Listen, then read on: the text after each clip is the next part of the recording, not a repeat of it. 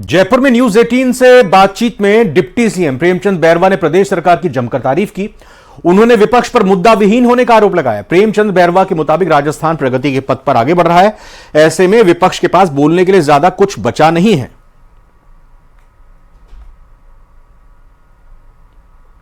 सरकार को 15 दिसंबर को 1 वर्ष पूरा होने जा रहा है। ऐसे में 1 वर्ष के अंदर राइजिंग राजस्थान इन्वेस्टमेंट समिट का आयोजन, साथ ही साथ में पहली वर्षगांठ, पीएम मोदी इन दोनों कार्यक्रमों के ऊपर जयपुर आ रहे हैं। इन दोनों कार्यक्रमों के अंदर जयपुर आने के क्या कुछ मायने हैं, इसको लेकर हमारे साथ डिप्टी सीएम प्रेमचंद बैरवा जी मौजूद है। सर, प्रधानमंत्री मोदी जी 1 महीने के अंदर 2 बार जयपुर आ रहे हैं, क्या मायने हैं? ऐसा क्या करिश्मा दिखाया है भजनलाल सरकार ने?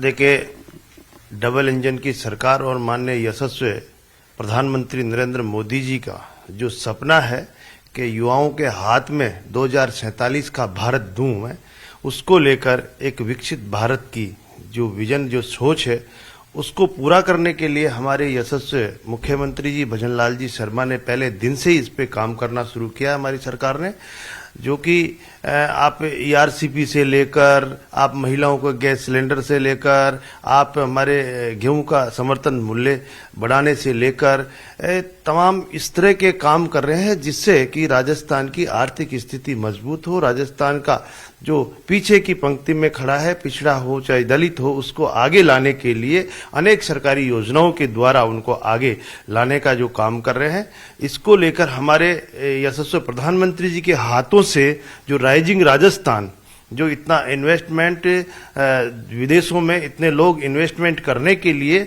और अनेक राज्यों से इन्वेस्टमेंट करने के लिए यहाँ पर वो आना चाह रहे हैं और वो एमओयू किया भी है उन्होंने। इसलिए किया है कि अपार संभावनाएं इस राजस्थान में हर क्षेत्र में है, चाहे माइनिंग लो, चाहे आपकी सोलर ऊर्जा, विंड आदि में बहुत अपार संभावनाएं हैं, टूरिज्म वगैरह में। तो उनको लेकर लोग यहाँ पर इन्वेस्टमेंट करने आ रहे हैं। उनको लेकर एक इन्वेस्टमेंट मीट 9 दिसंबर से 11 दिसंबर का है।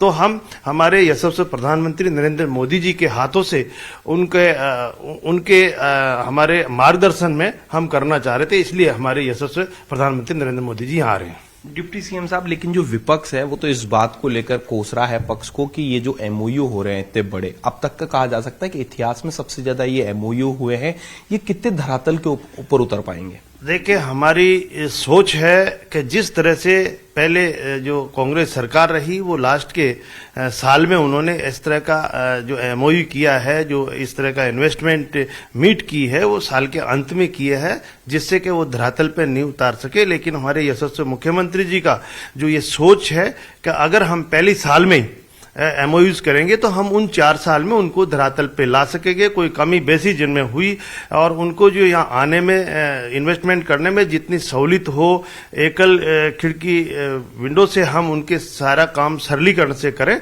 और उनको हम सहयोग प्रदान करेंगे, तो निश्चित रूप से हम 4 साल में उसको यहाँ पे धरातल पे ले पाएंगे। राजस्थान को कहा जाता था कि जो मरुभूमि है, जिस तरीके से कई क्षेत्रों के अंदर पिछड़ा हुआ राज्य बताया जाता था, उसको आप विदेश भी गए राइजिंग राजस्थान को लेकर, किस तरीके से आपने वहां पे रिप्रेजेंट किया कि जिस तरीके से ऊर्जा के क्षेत्रों में इस तरीके के बड़े जो एमओयू हुए, क्या कुछ खास आपने देखा? इस तरह से ऊर्जा के क्षेत्र में हमारा राजस्थान में कुछ कमी है, तो उस कमी को पूरी करने के लिए हमारे जो धरातल और जो समतल भूमि है और जो ऐसी भूमि जिसमें खेती नहीं हो सकती है, और ऐसी भूमि हमारे पास राजस्थान में खूब है, उसमें हम सोलर का प्लांट लगाकर सोलर ऊर्जा से ऊर्जा उत्पादन करेंगे तो हमारे राजस्थान को हम दे पाएंगे। तो देखिए, ये थे हमारे साथ डिप्टी सीएम प्रेमचंद बैरवा जी। इन्होंने कहा है कि पीएम मोदी जो हैं दिसंबर के महीने के अंदर 2 बार आ रहे हैं, जिसके क्या कुछ मायने हैं उन्होंने बताया। सरकार के 1 साल का जो कामकाज है